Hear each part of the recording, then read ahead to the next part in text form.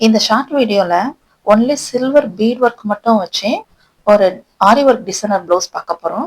அதுக்கு இந்த மாதிரியான sugar beads and cut beads and rainbow ஷேட்ஸ்ல இருக்கிற டிராப் ஷேப்ல இருக்கிற இந்த மாதிரியான ஸ்டோன்ஸை மட்டும் யூஸ் பண்ணி ஒரு டிசைனர் ப்ளவுஸ் பார்க்க போறோம்.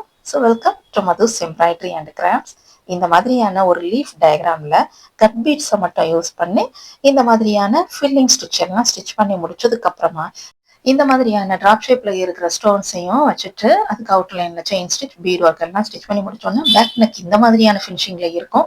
அண்ட் இப்போ பாக்குறது வந்து ஸ்லீவ் டிசைனுக்கு இந்த மாதிரியா டயக்ராம் ட்ரா பண்ணிட்டு அதுலயும் பீட்ஸ் மட்டும் யூஸ் பண்ணிட்டு இந்த மாதிரியா ஃபினிஷிங் பண்ணிட்டோம் அப்படின்னா ஒரு பியூட்டிஃபுல் ஷேக்கிங்கோட இருக்கிற ஒரு ஹேங்கிங்ஸும் மேக் பண்ணி இருக்கிறது இந்த ஸ்லீவுக்கு ஸோ பிரிட்டி லுக்ல இருந்தது. அண்ட் இது ஒரு ஷார்ட் ஸ்லீவா இருந்தனால ஸோ பியூட்டிஃபுல் லுக்ல இருந்தது. அண்ட் ஆஃப்டர் ஸ்டிச்சிங் இந்த டிசைனர் பிளவுஸ் சாரியோட பார்க்கும்போது ஸோ பிரிட்டி அப்படிங்கிற லுக்ல இருந்தது. அண்ட் இப்போ பாருங்க இந்த ஸ்லீவ் டிசைன் வந்து நல்ல ஒரு ஹேங்கிங்ஸோட மேக் பண்ணியிருக்கிறதும் ஸோ பியூட்டிஃபுல் லுக்ல இருந்தது. அண்ட் இதனுடைய லாங் வீடியோ நீங்க பார்க்கணும் அப்படின்னு நினைச்சீங்கன்னா ஸ்கிரீன்ல தெரியுற இந்த லிங்க் கிளிக் பண்ணி பார்த்துக்கோங்க. அண்ட் இந்த ரவுண்ட் லட்கன்ஸ் எப்படி மேக் பண்ணணும் அப்படிங்கறத ஒரு ஷார்ட் வீடியோல போட்டேன். ஸோ அதையும் நீங்க செக் பண்ணி பாருங்க. ஓகே, இந்த வீடியோ உங்களுக்கு ரொம்ப பிடிச்சிருக்கு அப்படின்னா யூஸ்ஃபுல்லாகவும் இருக்கு அப்படின்னு நினைச்சீங்கன்னா இது வரைக்கும் மதுஸ் எம்ப்ராய்டரி அண்ட் கிராஃப்ட்ஸுக்கு சப்ஸ்கிரைப் பண்ணாதவங்க சப்ஸ்கிரைப் பண்ணிக்கோங்க. தேங்க்ஸ் ஃபார் வாட்சிங்.